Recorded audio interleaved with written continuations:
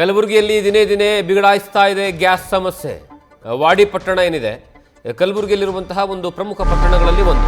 ಆ ವಾಡಿ ಪಟ್ಟಣದಲ್ಲಿ ಗ್ಯಾಸ್ ಸಿಲಿಂಡರ್ಗಾಗಿ ಈಗ ಜನರು ಮುಗಿಬೀಳ್ತಾ ಇದ್ದಾರೆ. ಬೆಳಗ್ಗೆ ಗ್ಯಾಸ್ ಸಿಲಿಂಡರ್ ಪಡೆಯೋದಕ್ಕೆ ಬೆಳಗ್ಗೆಯಿಂದಲೇ ಕ್ಯೂ ನಿಂತ್ಕೊಂಡಿದ್ದಾರೆ. ಅಲ್ಲಿರುವಂತಹ ಗುರು ಗ್ಯಾಸ್ ಏಜೆನ್ಸಿ ಅದರ ಮುಂದೆ ಸಿಕ್ಕಾಪಟ್ಟೆ ಬಿಸಿಲಿದ್ರೂ ಸಹ ಆ ಬಿಸಿಲನ್ನು ಲೆಕ್ಕಿಸದೆ ಜನರು ಕ್ಯೂ ನಿಂತ್ಕೊಂಡಿದ್ದಾರೆ. ಬುಕ್ಕಿಂಗ್ ಆಗಿ 25 ದಿನದ ಬಳಿಕವೂ ಸಹ ಸಿಲಿಂಡರ್ ಕೊಡ್ತೀವಿ, ನಾವು ಅಲ್ಲಿವರೆಗೆ ಕೊಡೋದಿಲ್ಲ ಅನ್ನುವಂತಹ ವಿಚಾರವನ್ನು ಏಜೆನ್ಸಿ ಹೇಳ್ತಾ ಇದೆ. ಆದರೆ ಅದನ್ನು ಕೇಳದೆ LPG ಸಿಲಿಂಡರ್ಗಾಗಿ ಈಗಾಗಲೇ ಜನರು ಮುಗಿಬೀಳ್ತಾ ಇದ್ದಾರೆ.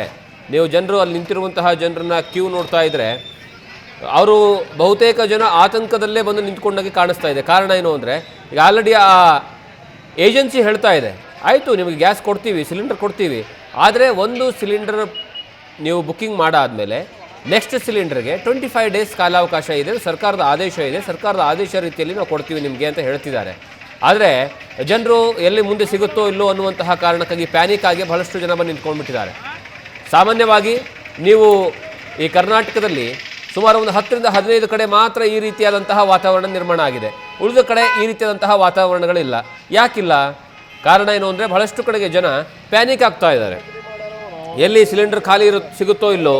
ಈಗ ಒಂದೊಂದು ಮನೆಯಲ್ಲಿ 2 ಸಿಲಿಂಡರ್ ಇರ್ತವೆ. ಒಂದು ಸಾಮಾನ್ಯವಾಗಿ ರೆಗ್ಯುಲರ್ ಸಿಲಿಂಡರ್ ಇದ್ದರೆ ಅದ್ರ ಜೊತೆಗೆ ಇನ್ನೊಂದು ಅಡಿಷನಲ್ ಸಿಲಿಂಡರ್ ತೊಗೊಂಡಿರ್ತಾರೆ. ಆ ಅಡಿಷನಲ್ ಸಿಲಿಂಡರ್ ಖಾಲಿ ಆಗಿದೆ ಅಥವಾ ಖಾಲಿ ಆದ ತಕ್ಷಣವೇ ಏನಂದರೆ ಮತ್ತೆ ಸಿಗುತ್ತೋ ಇಲ್ಲೋ ಅನ್ನುವಂತಹ ಕಾರಣಕ್ಕಾಗಿ ಈಗಲೇ ಬಂದು ಕ್ಯೂ ನಿಂತ್ಕೊಂಡು ತಗೋತಿದ್ದಾರೆ. ಹಾಗಾಗಿ ಜನರು ಯಾವುದೇ ಕಾರಣಕ್ಕೂ ಆತಂಕಕ್ಕೆ ಒಳಗಾಗೋದು ಬೇಡ. ಈಗಾಗಲೇ ಭಾರತ ಸರ್ಕಾರ ಹಡಗಿನ ಮೂಲಕವಾಗಿ LPG ಸಿಲಿಂಡರ್ಗಳನ್ನು ತರಿಸುವಂತಹ ಕೆಲಸವನ್ನು ಮಾಡ್ತಾ ಇದೆ. ಹಾಗಾಗಿ ದಯವಿಟ್ಟು ಯಾರು ಆತಂಕಕ್ಕೆ ಒಳಗಾಗಬೇಡಿ. ಅವಶ್ಯಕತೆ ಇದ್ದರೆ, ಅನಿವಾರ್ಯತೆ ಇದ್ದರೆ ಖಂಡಿತವಾಗ್ಲೂ ಬುಕ್ ಮಾಡಿ ತೆಗೆದುಕೊಳ್ಳಿ. ಆದರೆ ಸುಮ್ಮನೆ ಒಂದು ಸಿಲಿಂಡರ್ ಮನೆಯಲ್ಲಿ ಇದ್ದಂತಹ ಸಂದರ್ಭದಲ್ಲಿ ಮತ್ತೊಂದು ಸಿಲಿಂಡರ್ಗೆ ಬುಕ್ ಮಾಡುವಂತಹ ಕೆಲಸವನ್ನು ಮಾಡಬೇಡಿ. ಈ ರೀತಿಯಾಗಿ ಒಂದು ಕ್ಯೂ ನಿಂತ್ಕೊಳ್ಬೇಡಿ ಅನ್ನುವಂಥದ್ದು ಬಹಳಷ್ಟು ಬಾರಿ ಸರ್ಕಾರಗಳು ಮನವಿಯನ್ನು ಮಾಡ್ಕೊಳ್ತಾ ಇದ್ದಾರೆ.